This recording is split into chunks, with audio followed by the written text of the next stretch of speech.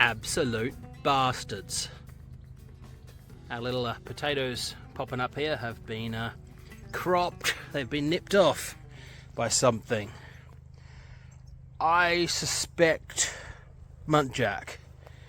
Could be rabbits, but I suspect muntjack. I'm not familiar with rabbits eating potato tops, whereas muntjacks forage on a broader variety of things, which is incentive to crack on with what is planned to be my key job today, which is to start on the fences that are missing. So obviously, whole front fence there. What we're going to do is you can see the blue pallet there already. Going to have pallet fence across to about there, which matches our original plot, with a fairly wide gateway here. So that original gate I've actually decided to keep using because it's too nice a gate to just get rid of, I reckon. I quite like that gate that I made out of the top of a malt pallet, probably a Simpsons malt pallet. We don't want the full width of two of them as the front entrance, I think, though. Though maybe we should. Maybe a nice super wide gate is a good idea. So we'll crack on with that, get some posts in and stuff. Yeah, I mean, everything is growing like crazy where it's not being nipped off by animals. These pumpkins are just everywhere. Check this butternut out. Look at him. That's a bad boy, as they say. It's a Waltham butternut, I think, is the variety. And as you can see, there's pumpkins going everywhere here. We just this morning watched this week's Gardener's World, and Monty Don's got his pumpkins all nicely trained up, an indoor frame, very posh, and saying you only want like 3 pumpkins per plant. I like that idea, but I think with our current growing methodology, that's a bit impossible to police. I guess we could wade through all these pumpkin plants looking for the fruit and try and trim them down, but I'm not gonna. So yeah, there's plenty to crack on with regardless. Our funny little corn plants are doing a thing. There's some cobs forming there. These are supposedly, our biggest corn plant is supposedly a baby corn for, like, stir fries. We haven't done so well with the corn this year, obviously. It's one of those things where I think we'll do a bit better next year. So I've brought down a whole box of my 3D printed little hats, cane hats with the holes for the strings. So we've got some chilies that are going to need that. This looks like a mint down here. Oh, it is. Oh, spearminty. Interesting. Well, we'll save him. And I was wandering up the back before. I got distracted by thinking about the hats and the pumpkins. To say, obviously, we've got a crack on with the back fence too. There's just a great big entry back here for all of the critters to come and go as they please. So one of the things I've got with me right now, if you saw it earlier, is the strimmer. Oh, there's some mushrooms down there. We're never lucky enough that they'll be edible varieties, I'm sure, but that's cool to see. I always like to see a bit of fungus going on. But yeah, that's it. So it's it must be about 1:30 p.m. I think on Sunday. So we're here at a good time for us, and hopefully we'll get a fair bit done today. The sky is a little bit threatening and grey. I brought the drone down in the hope that the wind might die back, because the prediction for the wind is actually pretty placid. But it's still a bit too breezy for my crappy little drone. Oh, look at this. There's bindweed everywhere. Again, that's kind of like a next year job, I think. We'll do what we can this year, but we've got to really focus on finishing this plot. Okay, time to get harnessed up and get a bit of trimming done, and then a bit of fence building. Build the wall, they say. Build the wall. Keep those rabbits out, and those muntjack.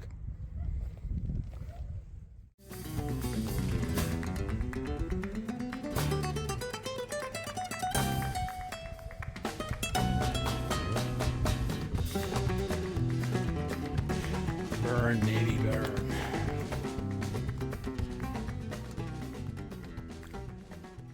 Well, that is the DMZ re-established up the back here. Bit of strimming. That was part of today's plan. Thought I better do that. And basically being, oh, look at him. That needs to be harvested. Anyway, the damage to the potatoes kind of spurred us into some action on some key tasks that were very much on the task list.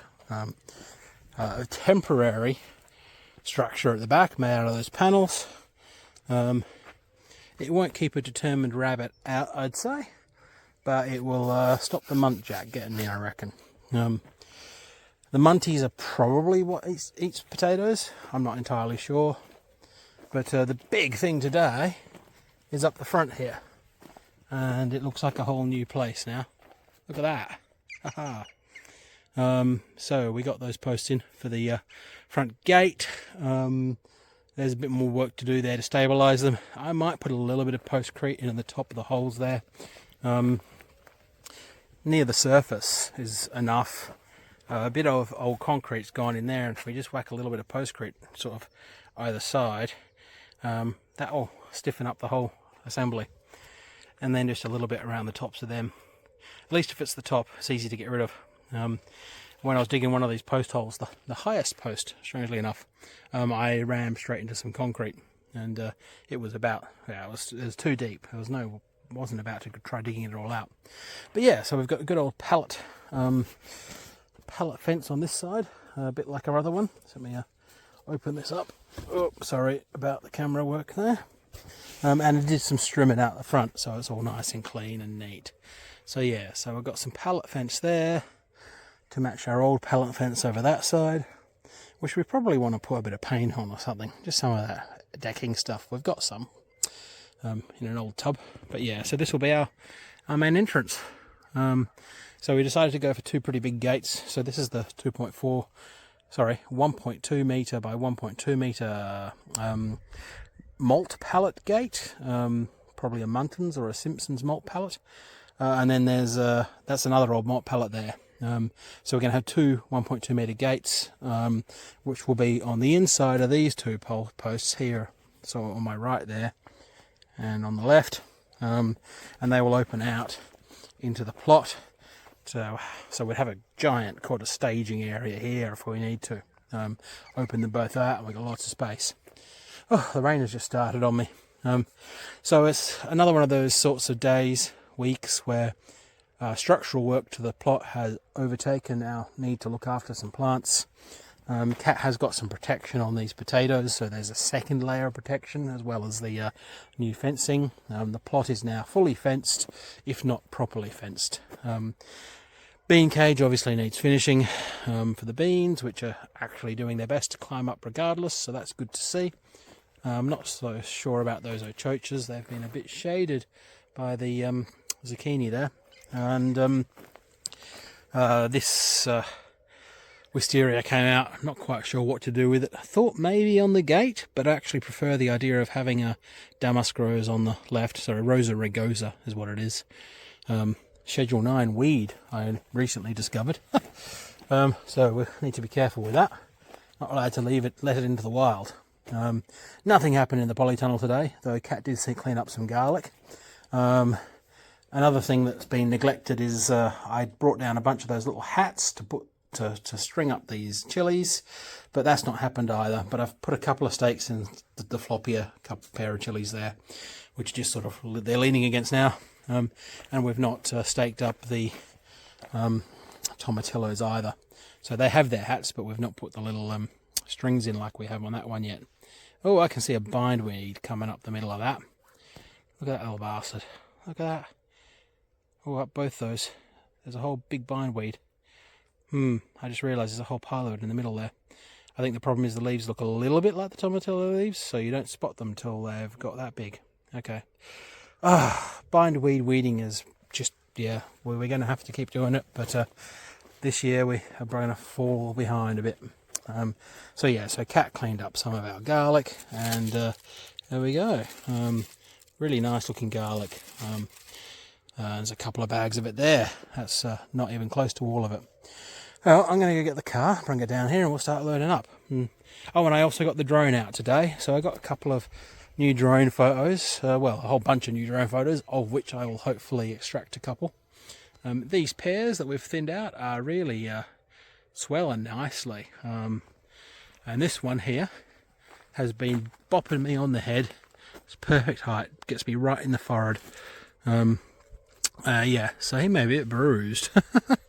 Anyway, that's the end of things on Sunday. What is the time? It is just past 8 p.m. The grey clouds make it look a bit darker than it ought to be, and a bit late, make it feel a bit later than it really is. Though it is the downhill now, the days are getting shorter. Oh, it's so depressing. But anyway, time to get packed up. Well, there's some more harvest. Cat has got off the berry bushes. We're building up a nice pile of raspberries at the moment. Okay, oh, and I grabbed a bit of rhubarb as well. This rhubarb's very green. It's not got nice little pink bottoms on it, sadly. But that came out pretty much with pulling out the flower stalks. Right, okay, that'll do. I want to get home, have some dinner. Look at that little bastard up there. He wants to eat all our vegetables. I want to eat him. Well, it's just past 9 p.m. on Tuesday, the 29th of July. I've just nipped home via the allotment and picked myself up a little harvest. Look, this is our first kind of, I guess, real tomato harvest. We got some yellow ones the other day, but we actually have a proper size one. That's our first black brandy wine, I expect. Some black cherries. I'm not quite sure what that is, but we have a bit of blossom end rot on that one. And this is our very first ever Vesuviano or something. This is a variety popularly grown in the Vesuvius area of Italy. Though it's not, I think it's protected by a DOP or something, whatever they call them, DOC, I don't know, DOP, one of those things. So this isn't really one of them because it didn't grow in that area, but it's a British seed variety of the same thing. Some gherkins, obviously oversized gherkins, that's no good really. This is the size we want them for pickling. So there are a couple of Daphne H's there, and these are probably national pickling from the compost bay, and that's from the front bed. And a bit of basil, and being Tuesday, it's Italian night. So we're going to combine some tomato and some basil with some cod we've got, and some other bits and pieces to make a real simple cod and tomato based spaghetti dish. Okay, well, that's it for me today.